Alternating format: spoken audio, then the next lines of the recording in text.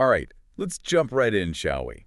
We're doing a deep dive today, and it's all thanks to you guys. You sent in this excerpt from, well, it's John Grisham, right? Skipping Christmas. Yeah, skipping Christmas. That's the one. And what's about this guy, Luther Krank? He's just, well, he's done. He's over the whole Christmas thing, tosses it all aside, decides he's going to, get this, go on a Caribbean cruise instead. Bold move, for sure. But Grisham's really clever about it, you know? He takes this kind of outrageous idea, this whole skipping Christmas thing, and uses it to dig into some of the stuff we all kind of worry about during the holidays. You're talking about the cost, right? Like how much we all spend. Exactly. The financial pressure, all of that. Because Luther's not just like some cheapskate. He's got it all laid out, every single expense from last Christmas. I mean, spreadsheets, the whole 9 yards, down to, like, what, the candy canes? Oh, he's meticulous about it. But it's not just being stingy. He really sees all that spending as like a trap, you know? It's almost like this big system that forces us to buy, buy, buy. So he's, like, rebelling against the whole thing. That's it. He's pushing back against that whole consumerist machine. And his grand escape. Yeah. A cruise ship, no less. The Island Princess. Multiple pools, buffets galore, 8, count them, 8 Caribbean ports. It's like he's built this perfect opposite to everything chaotic about Christmas back home. It's a brilliant contrast. All that peace out on the open ocean versus the craziness of the malls and, you know, all the pressure to decorate and the parties, all that. It's almost like he's trying to create this bubble, you know, a total separation mentally and physically from everything Christmas has become. But let's be real, opting out of Christmas, well, it's not exactly a walk in the park, especially when you live on a street like Hemlock Street. What do you think about how everyone reacted to Luther's plan? The whole neighborhood, I mean. It's fascinating the way Grisham uses their obsession with Christmas decorations, especially those Frosty the Snowman figures. It's like this satire on how much we need to fit in. It's funny, right? Oh, absolutely. But also kind of creepy. They're not just decorating, they're competing. Yeah. Like, who has the best Frosty on the block? It's like this weird status symbol. And Vic Frohmeyer, he's kind of the ringleader of it all. A little bit tyrannical, maybe? Just a tad. And here's Luther just trying to get out of even buying a tree. The whole thing just clashes.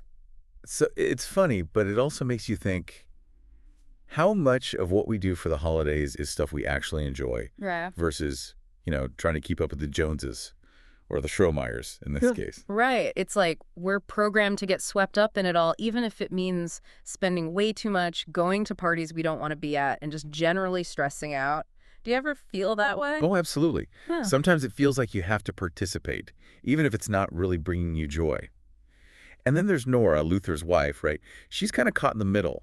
On the one hand, she gets why Luther's so fed up with the whole commercialization thing. But on the other hand, she still sees the good parts of Christmas, that sense of community. Yeah, she's definitely the more relatable character in a lot of ways. She's that voice of reason, trying to find that middle ground. She sees both sides. And she doesn't just go along with Luther's plan blindly. She's thinking it through, worried about what it means to drop all those traditions and, you know, maybe disappoint people. Exactly. Her internal struggle adds a whole other dimension to the story. It's not just about one guy's crazy scheme to ditch Christmas. It's about a couple trying to navigate these really relatable dilemmas. Then just when you think things are settling down, boom. Their daughter Blair, who's supposed to be off volunteering in Peru, suddenly calls. And guess what? She's coming home for Christmas. Not only that, she's bringing her fiancé. Talk about throwing a wrench into Luther's carefully crafted plan. Oh, it's the perfect plot twist. All of a sudden, Luther's not just skipping Christmas for himself. He might be denying his daughter this special moment with her family. And it really makes you question, is he being selfish? Or is there something more to it? So, is he really just a Grinch? Or is there more to his character than meets the eye? I guess we'll have to dive into that in part 2. Talk about a tough spot for Luther, huh? All that planning to escape Christmas and bam! Life throws him a curveball. And a heartwarming one at that. You said it. It's this battle, almost. On one side, you've got Luther. Stubbornness can be, sticking to his plan. On the other, you've got family, tradition, all that good stuff. I mean, a daughter coming home for Christmas. And with a fiancé. Who wouldn't be excited about that? Exactly. Makes you think maybe he was being a little too rigid. You know, like Christmas itself isn't bad. It's all the extra baggage that comes with it, right? The overspending, the pressure, all that. All the stuff you were trying to escape in the first place. Right. But when it's your own daughter, that special moment, maybe all that other stuff fades away a bit, don't you think? It's like his priorities got flipped upside down. perfect vacation versus, well, real family Christmas. Messy? Sure, but full of joy. Gets to the heart of it, really. That tug of war we talked about earlier. Wanting what you want, but also all the obligations. People-pleasing. Oh, yeah. I think we've all felt it, especially around the holidays. Trying to do it all. Does that resonate with you at all? 100%. And it's not even just the big stuff, like skipping Christmas altogether. It's everything, the gifts, how much you spend, which parties you go to, even what kind of cookies you bake. It's like there's this script we're supposed to follow, this perfect Christmas, and anything less than that is, well, it's almost like you're failing, right? Exactly. And if you Yeah. don't play along, well, look what happens to Luther. Grisham's so funny about it, the way he writes the whole thing. Like when Luther's trying to tell everyone he's skipping Christmas. It's like he's broken some sacred rule. Right. And the neighborhood just doesn't know what to do with him. The reaction's priceless, isn't it? It's like he's committed this terrible crime against Christmas. And it all comes back to that need to conform, like we talked about.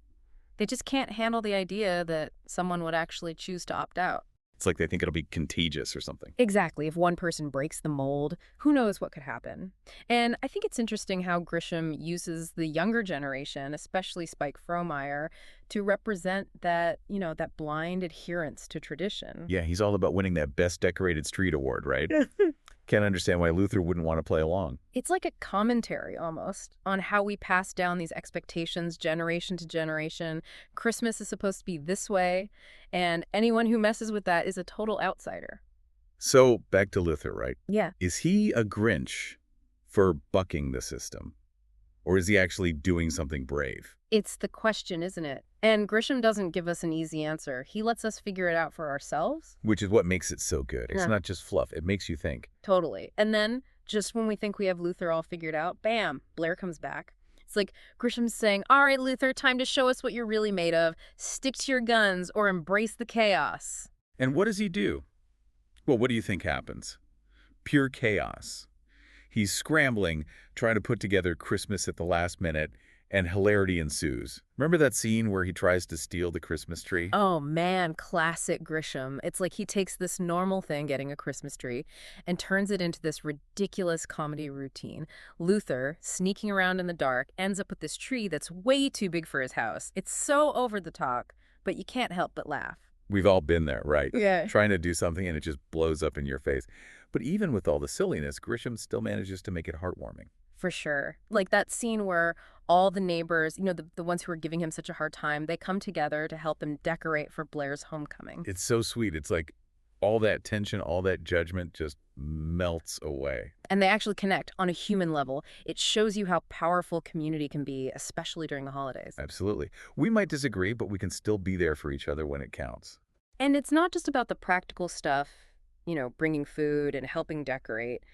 It's that feeling of belonging, being part of something. Which is exactly what Luther and Nora needed, right? And it goes deeper than that, too. It's about forgiveness. They're choosing to look past all the drama, all the skipping Christmas stuff, and just welcome him back in. Really powerful message. Especially these days when everything feels so divided. And then we get to this turning point. Luther decides to give his cruise away to the Shields. The couple struggling with Bev's illness. Exactly. It's such a selfless act, especially after all that effort to avoid Christmas. It's like he finally gets it. It's not about getting away. It's about being there for others. Shows how much he's changed, too. Right. He starts out as this grumpy guy who wants nothing to do with Christmas. And by the end, well, he's figured out what it's really about. Yeah. Generosity, compassion, all that good stuff. Like he skipped Christmas in the best way possible. Ditched all the bad stuff, kept the good. And then we get that epilogue you mentioned, the one from the confession. It's like a whole different world, right? Yeah. Suddenly, we're not talking about Christmas lights and Frosty the Snowman anymore. It's a total shift in tone, isn't it? Totally. We go from this happy ending to, well, something much darker. Crime, punishment, an innocent man on death row. Grisham really knows how to keep you on your toes. It's wild, right? Yeah. You finish skipping Christmas, feeling all warm and fuzzy, and then bam, that epilogue from the confession hits you like a ton of bricks. Talk about a mood swing. Grisham's not letting us get too comfortable, is he? Like he's saying, hey, remember, life isn't all candy canes and Christmas carols. Not even close. Suddenly we're in this totally different world. Dark, serious, life or death stuff. And at the center of it all is this guy, Travis Boyette. Convicted felon, but also maybe the only one who can save an innocent man. It's classic Grisham, isn't it? Those morally gray characters, you're never quite sure if you should trust them or not. Makes you think. Especially Reverend Schroeder, the one who hears Boyette's confession. Talk about a dilemma. He's bound by that whole confidentiality thing, but he also knows an innocent man might be executed. What would you do? It's a tough one. Stick to your principles, even if it means a terrible injustice. Or break your vows, risk everything to try and do the right thing. Duty versus conscience, you know? And Grisham doesn't make it easy. Boyette's confession, it's all vague. He says he knows the truth about the murder, but won't spill the beans unless he gets total secrecy. Makes you wonder, right? Is he legit? Or is he playing games? Maybe trying to get a better deal for himself. Exactly. It's impossible to know for sure. And that's what makes Boyette so fascinating. He's this puzzle, this walking contradiction. A criminal who might be the only hope for an innocent man. It throws a wrench into everything we think we know about guilt and innocence. Like, who do you believe? And what does it say about the system? If a guy's life hinges on the word of someone who's already been branded a liar. Chilling, isn't it? Totally. And Grisham doesn't give us the answers.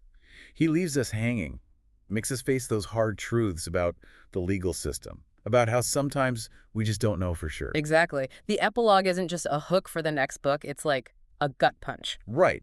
We just spent all this time in skipping Christmas, thinking about family, forgiveness, all that good stuff.